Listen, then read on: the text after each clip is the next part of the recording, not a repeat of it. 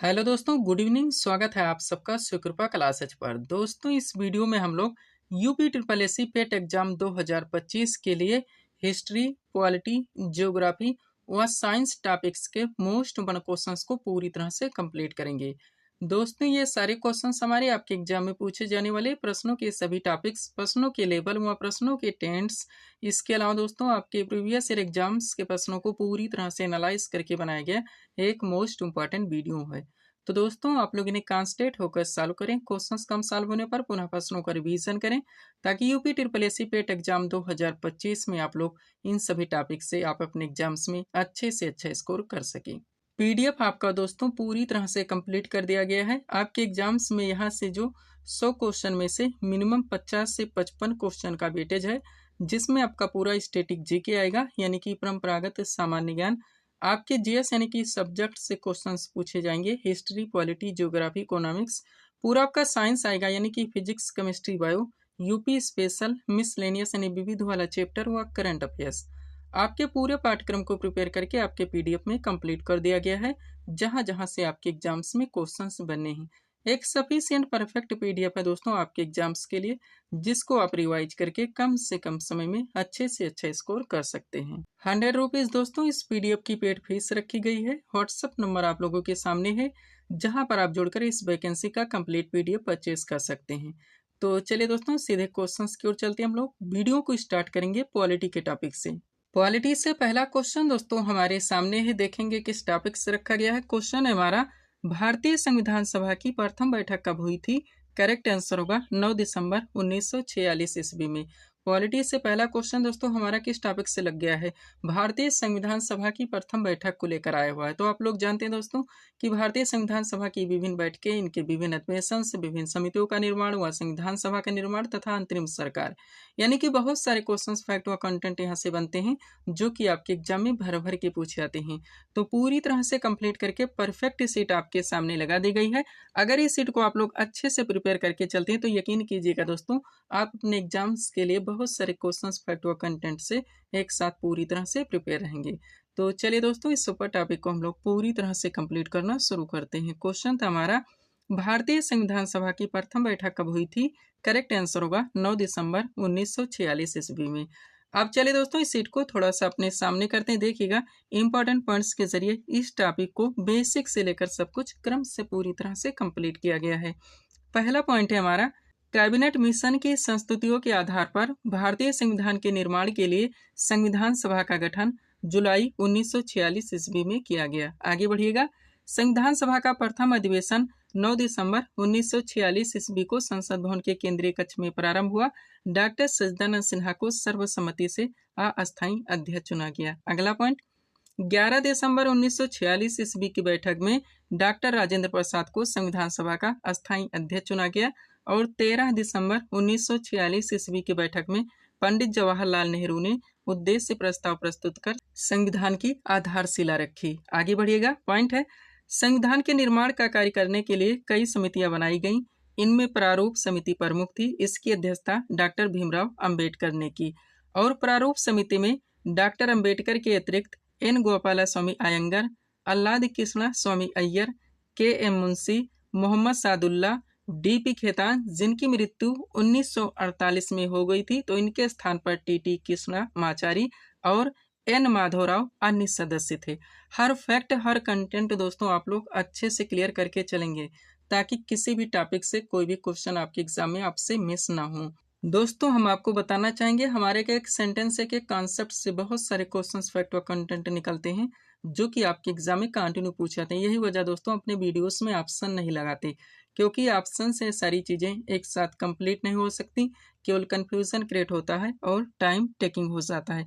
जो भी टॉपिक्स दोस्तों हमारे द्वारा जहाँ पर उठाए जाते हैं, उनको वहीं पे बेसिक से लेकर सब कुछ क्रम से पूरी तरह से कंप्लीट कर दिया जाता है। इसके लिए मुझे कितने भी बुक से मटेरियल का कलेक्शन क्यों ना करना पड़े। आगे बढ़िएगा, पॉइंट है आपका, बी.एन. राव को संविधान सभा का संवैधानिक सलाहकार नियुक्त किया गया।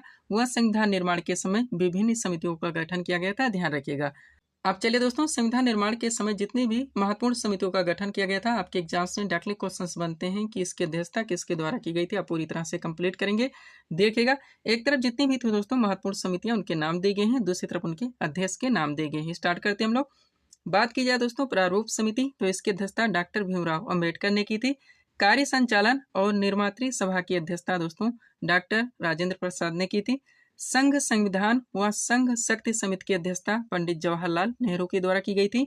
मूल अधिकार अल्पसंख्यक और प्रांतीय संविधान समिति की अध्यक्षता सरदार वल्लभ भाई पटेल ने की थी।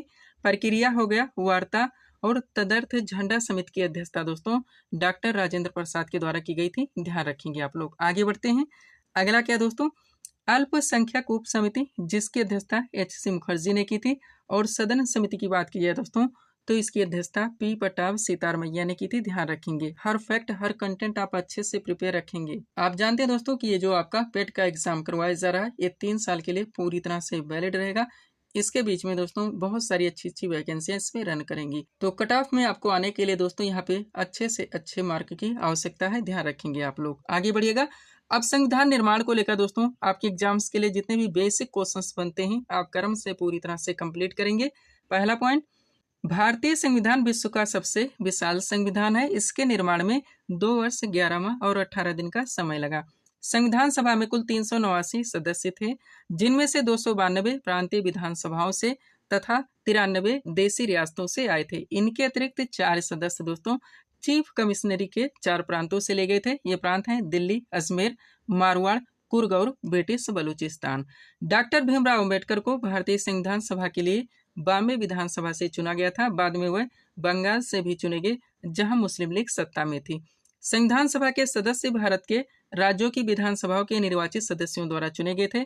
प्रत्येक प्रांत तथा प्रत्येक भारतीय राज्यों को उनकी जनसंख्या के अनुपात में कुल स्थान आवंटित किए गए थे। मोटे तौर पर कहा जाए दोस्तों तो 10 लाख के लिए एक स्थान का अनुपात निर्धारित किया गया था। ध्यान रखिएगा। आगे बढ़ते हैं दोस्तों। 3 जून 1947 की योजना के तहत जब पाकिस्तान के लिए अलग संविधान सभा की स्थापना कब 16 जुलाई 1947 ईस्वी को की गई थी, तो भारतीय संविधान सभा की सदस्य संख्या घटकर 299 रह गई, जिनमें से 229 प्रांतीय विधानसभाओं का और तभी दोस्तों देशी रियासतों का प्रतिनिधित्व करते थे। ध्यान रखेंगे, ऐसे क्वेश्चन हैं दोस्तों जो कि आपके एग्जाम में कंटिन्यू बनेंगे। आगे बढ़िएगा। अगला पॉइंट है, भारतीय संविधान 26 नवंबर 1949 ईस्वी को बनकर तैयार हो गया और इसी दिन इसे अंगीकृत यानी कि पारित किया गया। संविधान को अंगीकृत यानी पारित करते समय टोटल 284 सदस्य उपस्थित थे, जिन्होंने अपने हस्ताक्षर किए थे। आगे बढ़िएगा। हालांकि संविधान 26 नवंबर 1949 को तैयार हो गया था हालांकि संविधान 26 नवंबर 1949 को तैयार हो गया था, परंतु इसके अधिकतर भागों को 26 जनवरी 1950 को लागू किया गया, क्योंकि वर्ष 1930 से ही संपूर्ण भारत में 26 जनवरी का दिन स्वाधीनता दिवस के रूप में मनाया जाता था। इसलिए 26 जनवरी 1950 को प्रथम गणतंत्र दिवस मनाया गया। संविधान सभा की अंतिम बैठक 24 जनवरी 1950 को हुई और इसी दिन संविधान सभा द्वारा डॉक्टर राजेंद्र प्रसाद को भारत का प्रथम राष्ट्रपति निर्वाचित किया गया। नवनिर्मित संविधान में 395 अनुच्छेद, 22 भाग और 8 अनुसूचियां थीं। वर्तमान संविधान में बात की जाए दोस्तों तो लगभग 448 अनुच्छेद, 25 भाग और 12 अनुसूचियां हैं और डॉक्टर भीमराव अंबेडकर को भारतीय संविधान के जनक के रूप में जाना जाता है। ध्यान रखेंगे। अब यही चीजें दोस्तों हम आपको अगर ऑप्शन वाइज पढ़ाएं तो ये टॉपिक आपका कभी कंप्लीट नहीं हो सकता। आगे बढ़िएगा। अब देश का जो अंतरिम मंत्रिमंडल है दोस्तों, संविधान निर्माण के दौरान इसका गठन किया गया था। यहाँ से भी आपके एग्जाम से क्वेश्चंस बनते हैं, आप पूरी तरह से कंप्लीट करेंगे। देखिएगा, पॉइंट है हमारा देश का अंतरिम मंत्रिमंडल। चलिए स्टार्ट करते हैं। बात की जाए दोस्तों पंडित जवाहरलाल नेहरू की, तो इसमें प्रधानमंत्री थे। इसके अलावा विदेश मंत्रालय, राष्ट्रमंडल संबंध मंत्रालय और वैज्ञानिक अनुसंधान मंत्रालय इन्हें मिला था। सरदार वल्लभ भाई पटेल की बात की जाए तो दोस्तों इन्हें गृह और सूचना एवं प्रसारण मंत्रालय दिया गया था। RK षणमुखम शेट्टी दोस्तों इन्हें इसमें वित्त मंत्रालय दिया गया था। डॉक्टर भीमराव अंबेडकर को विधि मंत्रालय मिला था। सरदार बलदेव सिंह को दोस्तों रक्षा मंत्रालय मिला था। डॉक्टर जॉन मथाई को रेल एवं परिवहन मंत्रालय दिया गया था। ध्यान रखेंगे। आगे बढ़िएगा। अगला पॉइंट है दोस्तों, मौलाना अबुल कलाम आजाद को शिक्षा मंत्रालय मिला था। CH भाभा को वाणिज्य मंत्रालय मिला था। डॉक्टर राजेंद्र प्रसाद को खाद्य और कृषि मंत्रालय मिला था। डॉक्टर श्यामा प्रसाद मुखर्जी को उद्योग और आपूर्ति मंत्रालय मिला था। बाबू जगजीवन राम को श्रम मंत्रालय दिया गया था। राजकुमारी अमृत कौर को स्वास्थ्य मंत्रालय मिला था। रफ़ी अहमद किदवई को संचार मंत्रालय मिला था। नरहर विष्णु गाडगिल को दोस्तों खान एवं ऊर्जा मंत्रालय दिया गया था, ध्यान रखिएगा। आगे बढ़ते हैं। लास्ट है दोस्तों केसी नियोगी, जिन्हें इसमें राहत एवं पुनर्वास मंत्रालय मिला था, ध्यान रखेंगे। ये टॉपिक दोस्तों आपका यहाँ पे पूरी तरह से कंप्लीट हो जाता है, अच्छे से आप लोग प्रिपेयर करके चलेंगे। अब यहीं पे दोस्तों छोटा सा टॉपिक आपका और ऐड हो जाता है, जहाँ से भी आपके एग्जाम से क्वेश्चंस बनेंगे।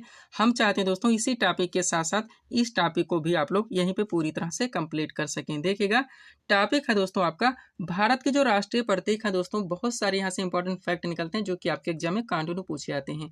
तो चलिए दोस्तों, इस सुपर टॉपिक को भी हम लोग यहीं पे पूरी तरह से कंप्लीट करना स्टार्ट करते हैं। सबसे पहले बात की जाएगी दोस्तों राष्ट्र ध्वज की, तो इससे रिलेटेड जितने भी फैक्ट बनते हैं आप कंप्लीट कीजिए। पॉइंट है दोस्तों हमारा, संविधान सभा ने राष्ट्र ध्वज यानी कि तिरंगा का प्रारूप 22 जुलाई 1947 ईस्वी को अपनाया। ध्वज में समान अनुपात वाली 3 आड़ी पट्टियां हैं जो केसरिया, सफेद व हरे रंग की हैं। ध्वज के सबसे ऊपर गहरा केसरिया रंग होता है जो कि जागृति, शौर्य तथा त्याग का प्रतीक है। बीच में सफेद रंग होता है जो सत्य एवं पवित्रता का प्रतीक है, तथा सबसे नीचे दोस्तों गहरा हरा रंग होता है जो कि जीवन समृद्धि का प्रतीक है, ध्यान रखेंगे। ध्वज की लंबाई एवं चौड़ाई के अनुपात की बात की जाए तो 3:2 है। ध्वज के बीच में सफेद रंग वाली पट्टी के बीच में गहरे नीले रंग की 24 तीलों वाला अशोक चक्र है जो धर्म और ईमानदारी के मार्ग पर चलकर देश को उन्नति की ओर ले जाने की प्रेरणा देता है, ध्यान रखेंगे आप लोग। आगे बढ़ते हैं दोस्तों, ध्यान दीजिएगा, जो आपका पूरा पाठ्यक्रम है, जितने भी टॉपिक से क्वेश्चंस पूछे आने हैं आपके पाठ्यक्रम में मेंशन किया गया है। हर टॉपिक से जितने भी कंटेंट फैक्ट बनते हैं आप पूरी तरह से कंप्लीट कीजिएगा, ताकि दोस्तों मिनिमम आपको 75 से 80 क्वेश्चंस यहाँ से आपके एग्जाम में करेक्ट हो सके। अगला दोस्तों राष्ट्रीय गान, इससे रिलेटेड जितने क्वेश्चंस बनते हैं आप कंप्लीट कीजिए। पॉइंट है दोस्तों, रविन्द्रनाथ टैगोर द्वारा रचित जन गण मन को भारत के राष्ट्रगान के रूप में स्वीकार किया गया। राष्ट्रगान को 24 जनवरी 1950 ईस्वी को संविधान सभा द्वारा अंगीकृत यानी कि पारित किया गया। राष्ट्रगान के गायन का समय 52 सेकंड है, किंतु कुछ अवसरों पर इसे संक्षिप्त रूप में गाया जाता है जिसका समय 20 सेकंड है। इसमें 13 पंक्तियां हैं, ध्यान रखेंगे। इस गीत को सर्वप्रथम 1911 में भारतीय राष्ट्रीय कांग्रेस के कलकत्ता अधिवेशन में गाया गया था। यह जनवरी 1912 में तत्वबोधिनी नामक पत्रिका में भारत भाग्य विधाता शीर्षक से सर्वप्रथम प्रकाशित हुआ। वर्ष 1919 में रविन्द्रनाथ टैगोर ने इस गीत का अंग्रेजी अनुवाद the morning song of India शीर्षक से किया, ये भी आप लोग ध्यान रखेंगे। आगे बढ़िएगा, अगला है दोस्तों आपका राष्ट्रगीत, इससे संबंधित जितने फैक्ट बनते हैं आप कंप्लीट कीजिए। पहला पॉइंट, बंकिम चंद्र चटर्जी द्वारा रचित वंदे मातरम को भारत के राष्ट्रगीत के रूप में 24 जनवरी 1950 ईस्वी को अपनाया गया। यह गीत बंकिम चंद्र चटर्जी के प्रसिद्ध उपन्यास आनंद मठ से लिया गया है। इस गीत को 1896 के भारतीय राष्ट्रीय कांग्रेस के कलकत्ता अधिवेशन में पहली बार गाया गया। राष्ट्रीय गीत का अंग्रेजी अनुवाद श्री अरबिंदो घोष ने किया है, ये भी ध्यान रखेंगे। राष्ट्रीय चिन्ह की बात करें दोस्तों तो 26 जनवरी 1950 ईस्वी को संविधान सभा ने सारनाथ स्थित अशोक स्तंभ के शीर्ष की अनुकृति को राष्ट्रीय चिन्ह के रूप में स्वीकार किया, ध्यान रखेंगे। आगे बढ़ते हैं, लास्ट है दोस्तों राष्ट्रीय पंचांग, इससे रिलेटेड फैक्ट देखिए। तो दोस्तों भारत ने सरकारी उद्देश्य के लिए 22 मार्च 1957 ईस्वी को राष्ट्रीय पंचांग को अपनाया। भारतीय राष्ट्रीय पंचांग शक संवत पर आधारित है, ध्यान रखेंगे। भारतीय पंचांग के अनुसार वर्ष का प्रारंभ चैत्र तिथि को होता है जो ग्रिगोरियन कैलेंडर के अनुसार सामान्य वर्षों में 22 मार्च को तथा लीप वर्ष में दोस्तों 21 मार्च को पड़ता है, ध्यान रखिएगा। पीडीएफ के लिए दोस्तों ये हमारा व्हाट्सएप नंबर लगा हुआ है। बढ़ेंगे दोस्तों हम लोग पॉलिटी के अगले टॉपिक की ओर। पॉलिटी से अगला क्वेश्चन दोस्तों हमारे सामने है, देखेंगे किस टॉपिक से रखा गया है। क्वेश्चन है हमारा, भारतीय संविधान में वर्णित संविधान संशोधन की प्रक्रिया का प्रावधान किस देश के संविधान से लिया गया है? करेक्ट आंसर होगा दक्षिण अफ्रीका के संविधान से। पॉलिटी का अगला क्वेश्चन दोस्तों हमारा किस टॉपिक से लग गया है? भारतीय संविधान के विदेशी स्रोत। डाकले आपके एग्जाम में क्वेश्चन बनते हैं दोस्तों कि मूल अधिकार किस देश के संविधान से लिया गया, मूल कर्तव्य कहाँ से ले गए, एकल नागरिकता कहाँ से ली गई है, संसदीय शासन प्रणाली कहाँ से ली गई, समवर्ती सूची कहाँ से ली गई, संविधान संशोधन प्रक्रिया कहाँ से ली गई। तो जितने भी हो सकते हैं पूरी तरह से कंप्लीट करके परफेक्ट सीट आपके सामने लगा दी गई है। अच्छे से आप लोगों को प्रिपेयर करके चलने हैं। चलिए शुरू करते हैं हम लोग। क्वेश्चन था हमारा, भारतीय संविधान में वर्णित संविधान संशोधन की प्रक्रिया का प्रावधान किस देश के संविधान से लिया गया है? करेक्ट आंसर होगा दक्षिण अफ्रीका के संविधान से। क्वेश्चन का टॉपिक है हमारा भारतीय संविधान के विदेशी स्रोत। चलिए दोस्तों इस सीट को थोड़ा सा अपने सामने करते हैं, देखिएगा इंपॉर्टेंट पॉइंट्स के जरिए इस टॉपिक को क्रम से पूरी तरह से कंप्लीट किया गया है। स्टार्ट करते हैं दोस्तों हम लोग ब्रिटेन के संविधान से। तो सबसे पहले इसमें संसदीय शासन प्रणाली मोस्ट इंपॉर्टेंट, विधि निर्माण प्रक्रिया यानी कि विधि का शासन, एकल नागरिकता आपका सुपर रहता ही है, संसदीय विशेषाधिकार, मंत्रिमंडल का लोकसभा के प्रति सामूहिक उत्तरदायित्व, औपचारिक प्रधान के रूप में राष्ट्रपति, अखिल भारतीय सेवा प्रणाली और द्विसंधीय व्यवस्था। ये सारे प्रावधान दोस्तों ब्रिटेन के संविधान से लिए गए हैं, ध्यान रखेंगे। यही वजह दोस्तों अपने वीडियोस में ऑप्शन नहीं लगाते। अमेरिका के संविधान से देखिएगा तो प्रस्तावना, मौलिक अधिकार आपका सुपर रहेगा ही, उपराष्ट्रपति का पद, स्वतंत्र एवं निष्पक्ष न्यायालय, न्यायिक पुनर्विलोकन, सर्वोच्च न्यायालय का गठन एवं शक्तियां, ये प्रावधान दोस्तों अमेरिका के संविधान से लिए गए हैं। कनाडा के संविधान से देखेंगे तो संघात्मक व्यवस्था, शक्तियों का विभाजन, राज्यपाल की नियुक्ति और अवशिष्ट शक्तियों का केंद्र में निहित होना, ये प्रावधान कनाडा के संविधान से लिए गए हैं। आयरलैंड के संविधान से देखेंगे तो नीति निदेशक तत्व यानी कि डीपीएसपी, राष्ट्रपति की निर्वाचन पद्धति तथा राज्यसभा के सदस्यों का निर्वाचन, ये प्रावधान आयरलैंड के संविधान से लिए गए हैं। जर्मनी के संविधान से देखेंगे तो आपातकालीन उपबंध, ध्यान रखेंगे आप लोग। आगे बढ़ते हैं। सोवियत संघ यानी कि रूस के संविधान से देखेंगे दोस्तों कि हमारे देश के संविधान में क्या क्या लिया गया है। तो मौलिक कर्तव्य यानी कि फंडामेंटल ड्यूटीज आपका सुपर है, पंचवर्षीय योजना सुपर है, तथा प्रस्तावना में दोस्तों जो न्याय का आदर्श रखा गया है, ये सारे प्रावधान सोवियत संघ यानी कि रूस के संविधान से लिए गए हैं।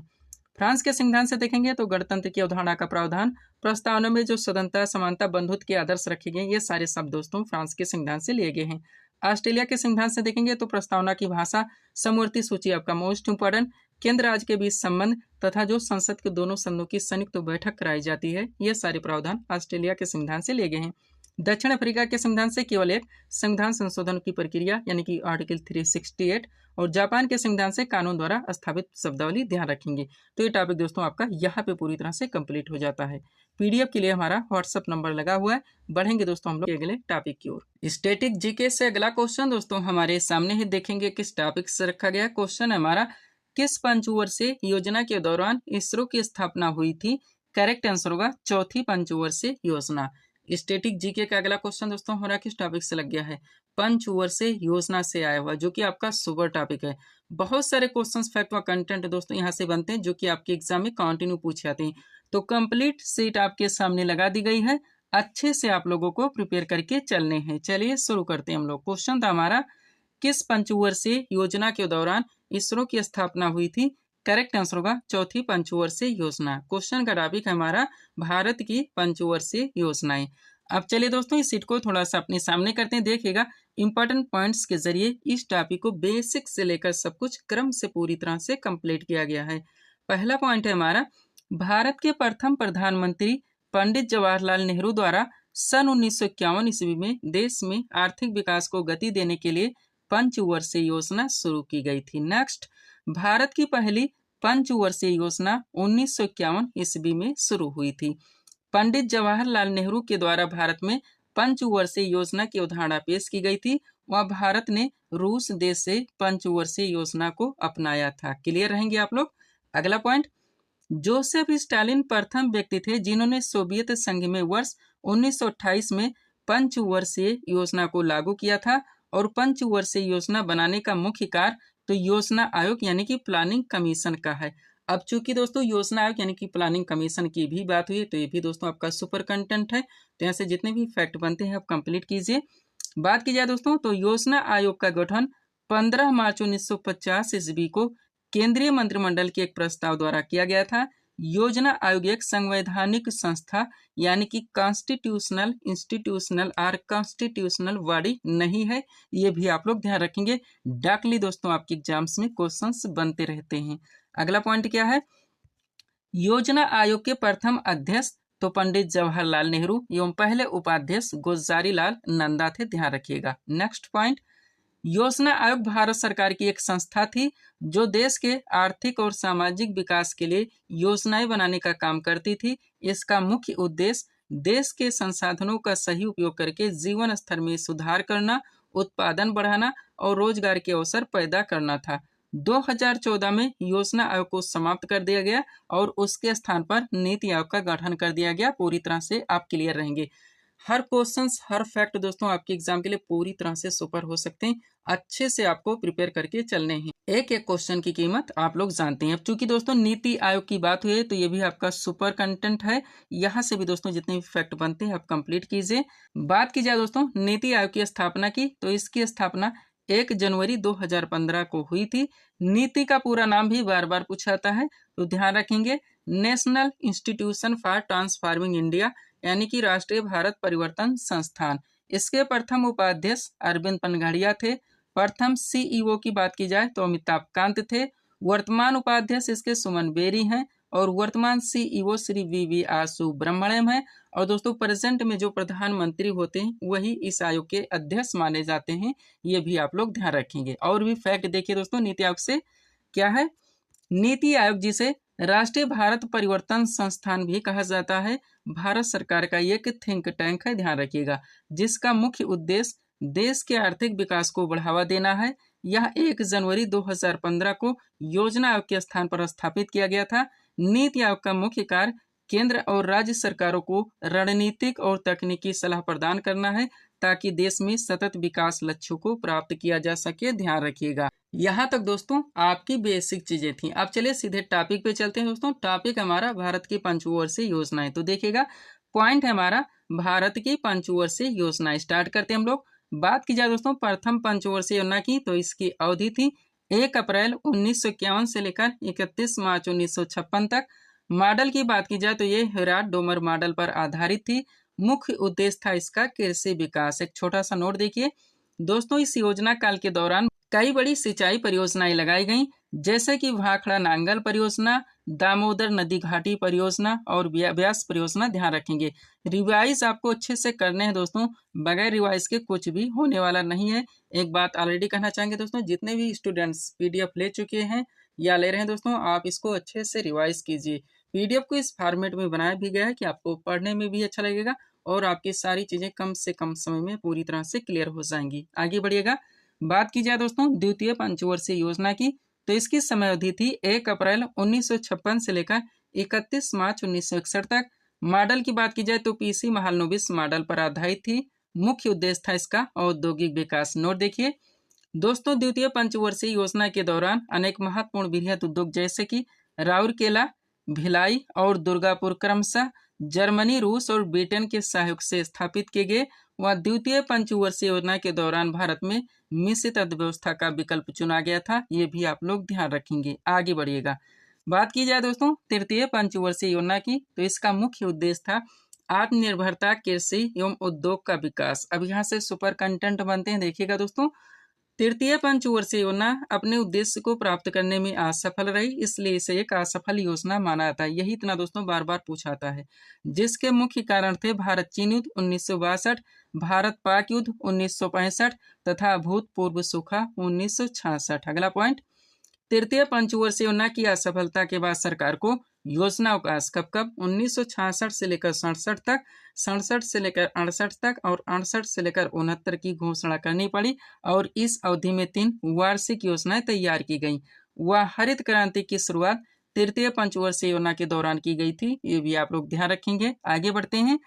चौथी पंचवर्षीय योजना की बात की जाए दोस्तों तो समय अवधि थी इसकी 1969 से लेकर 1974 तक। मॉडल की बात की जाए तो डी.आर. गाडगिल मॉडल पर आधारित थी और मुख्य उद्देश्य था इसका स्थिरता के साथ आत्मनिर्भरता एवं कृषि तथा सिंचाई पर महत्व। अब 3 क्वेश्चन यहाँ से सुपर बनते हैं। पहला देखिएगा, किस पंचवर्षीय योजना में 14 बैंकों का राष्ट्रीयकरण किया गया? तो चौथी पंचवर्षीय योजना थी। नेक्स्ट, किस पंचवर्षीय योजना में भारत की कृषि वृद्धि दर सर्वाधिक रही?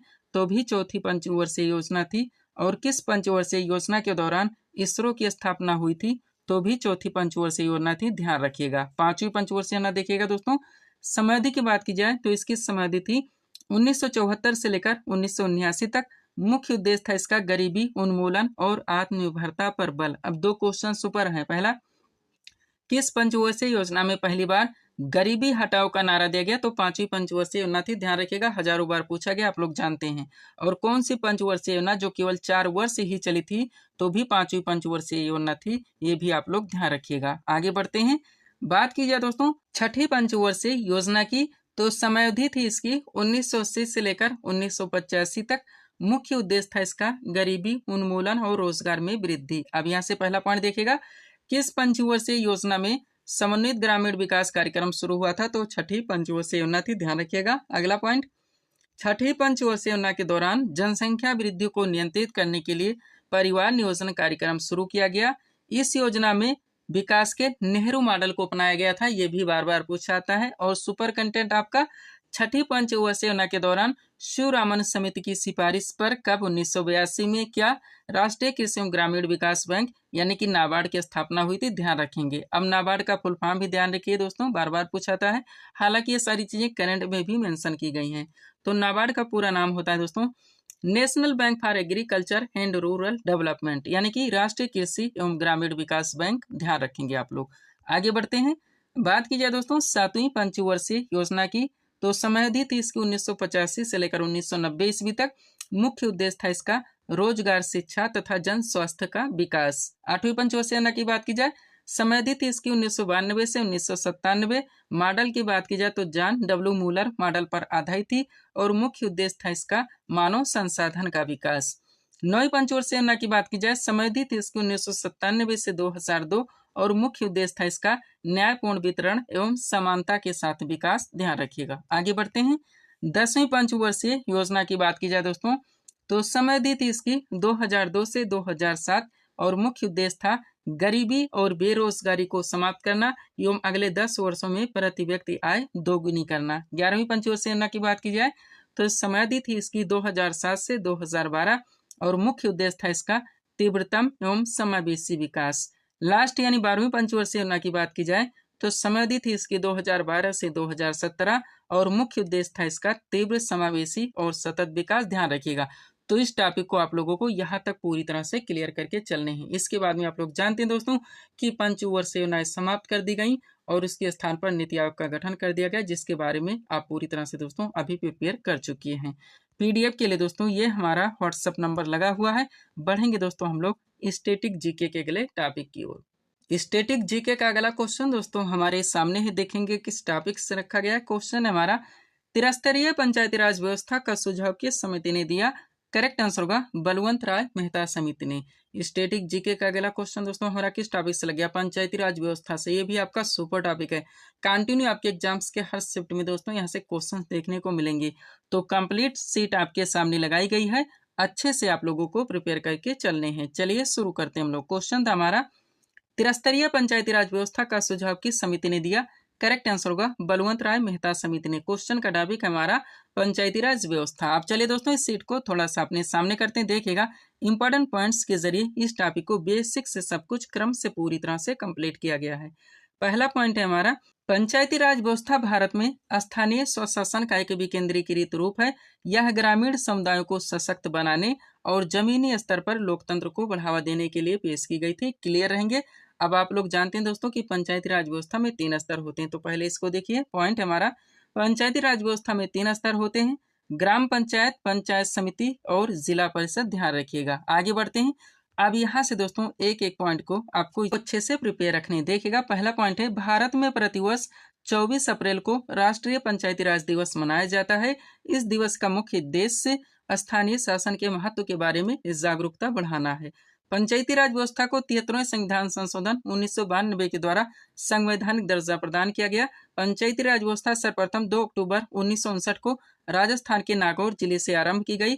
त्रिस्तरीय पंचायती राज व्यवस्था का सुझाव बलवंत राय मेहता समिति के द्वारा दिया गया था। संविधान की 11वीं सूची में इसे डाला गया है। टोटल दोस्तों इसमें 29 कार्यों को शामिल किया गया है और लॉर्ड रिपन को भारत में स्थानीय स्वशासन का जनक माना जाता है। ये भी आप लोग ध्यान रखेंगे। आगे बढ़िएगा। आप सबसे पहले दोस्तों 4 क्वेश्चन आप लोग यहाँ से देखिए। पहला है, ग्राम पंचायत की स्थापना का प्रावधान भारतीय संविधान के किस अनुच्छेद में? तो अनुच्छेद 40 में है। नेक्स्ट, ग्राम पंचायत की स्थापना का प्रावधान भारतीय संविधान के किस भाग में? तो भाग 4 में है। अगला पॉइंट, बलवंत राय मेहता समिति का गठन कब किया गया था? 1957 में और पंचायती राज की सूची के अंतर्गत आता है तो राज्य सूची का भी से ध्यान रखिएगा। अब पंचायती राज व्यवस्था से जुड़ी दोस्तों जितनी भी समितियों का गठन किया गया था, कब किया गया था, अलग अलग ट्रेंड से आपके एग्जाम में क्वेश्चंस बनते रहते हैं, तो इसको आप लोग पूरी तरह से कंप्लीट कीजिए। देखिएगा पॉइंट हमारा, पंचायती राज व्यवस्था से जुड़ी महत्वपूर्ण समितियां। बात की जाए दोस्तों, हनुमंत राव समिति 1983 में गठित हुई। GBK राव समिति 1985 में गठित हुई।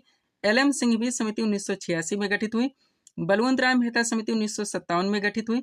अशोक मेहता समिति 1977 में गठित हुई और थुंगन समिति दोस्तों ये 1989 में गठित की गई। ध्यान रखिएगा। आगे बढ़ते हैं। अब 4 क्वेश्चन और देखिए दोस्तों ताकि ये टॉपिक आपका पूरी तरह से क्लियर हो सके। पहला पॉइंट, ग्राम पंचायत की आय का मुख्य स्रोत क्या है? तो मेला एवं बाजार कर। नेक्स्ट, पंचायती राज प्रणाली किस पर आधारित है? तो सत्ता के विकेंद्रीकरण पर। अगला, कौन पंचायती राज संस्थाओं के निर्वाचन के लिए उत्तरदायी है? तो राज्य निर्वाचन आयोग। और द्विस्तरीय पंचायत राज व्यवस्था का सुझाव किसने दिया था? तो ये अशोक मेहता समिति के द्वारा दिया गया था, ध्यान रखिएगा। पीडीएफ के लिए हमारा व्हाट्सएप नंबर लगा हुआ है। बढ़ेंगे दोस्तों हम लोग अगले टॉपिक की ओर। स्टैटिक जीके का अगला क्वेश्चन दोस्तों हमारे सामने ही देखेंगे किस टॉपिक से रखा गया। क्वेश्चन हमारा, पुलित्जर पुरस्कार किस क्षेत्र में प्रदान किया जाता है? करेक्ट आंसर होगा पत्रकारिता के क्षेत्र में। स्टैटिक जीके का अगला क्वेश्चन दोस्तों हमारा किस टॉपिक से लग गया। जितने भी दोस्तों राष्ट्रीय एवं अंतरराष्ट्रीय लेवल के पुरस्कार एवं सम्मान है संबंधित क्षेत्र, आपके एग्जाम से डायरेक्टली क्वेश्चन पूछे जाते हैं दोस्तों कि पुलित्जर पुरस्कार के क्षेत्र में दिया था, ऑस्कर पुरस्कार के क्षेत्र में दिया था, कलिंग पुरस्कार के क्षेत्र में दिया था, द्रोणाचार्य पुरस्कार के क्षेत्र में दिया आता है, चमेली देवी पुरस्कार के क्षेत्र में दिया आता है। तो जितने भी हो सकते हैं पूरी तरह से कंप्लीट करके परफेक्ट सीट आपके सामने लगा दी गई है।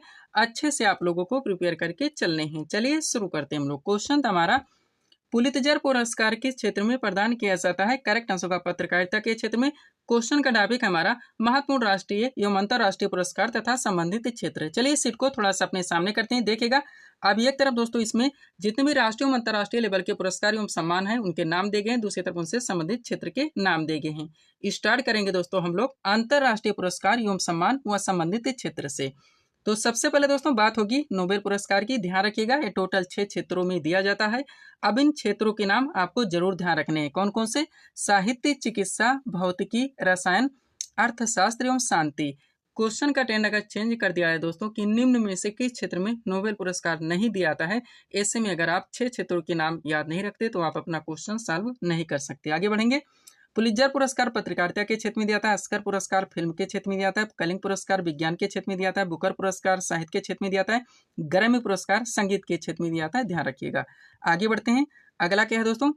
रमन मैग्सेसे पुरस्कार जो कि सरकारी सेवा, जन सेवा, पत्रकारिता, साहित्य तथा संचार, अंतरराष्ट्रीय समझ के क्षेत्र में दिया आता है।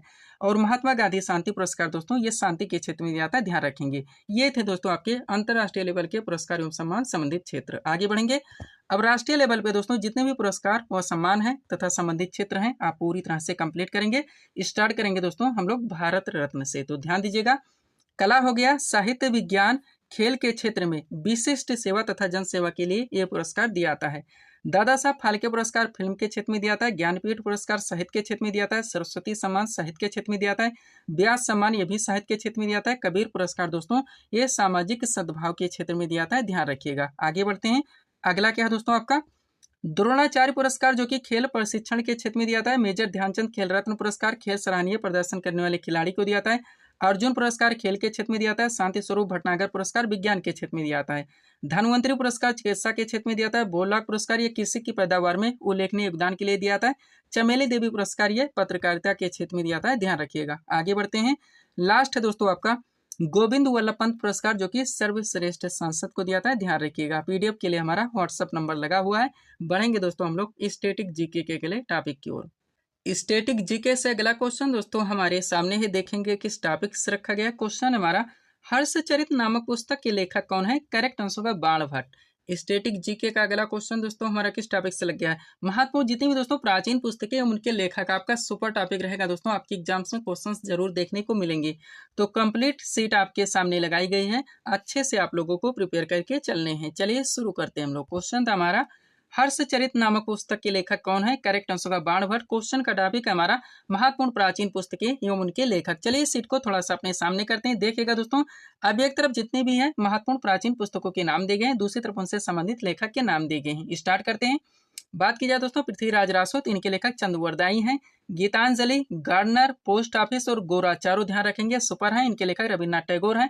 49 डेज के लेखक अमृता प्रीतम है। 10 टू पाकिस्तान के लेखक खुशवंत सिंह है। रंगभूमि के लेखक दोस्तों प्रेमचंद हैं। पल्लव के लेखक सुमित्रा नंदन पंत हैं। कुरुक्षेत्र और उर्वशी दोनों ध्यान रखेंगे, मोस्ट इंपॉर्टेंट है। इनके लेखक दोस्तों रामधारी सिंह दिनकर हैं। ध्यान रखिएगा। आगे बढ़ते हैं। अगला दोस्तों अनहैप्पी इंडिया, जिनके लेखक लाला लाजपत राय हैं। भारत भारती, यशोधरा और साकेत, इनके लेखक मैथिली शरणगुप्त हैं। कागज ते कैनवास के लेखक अमृता प्रीतम है। पंचतंत्र के लेखक विष्णु शर्मा है।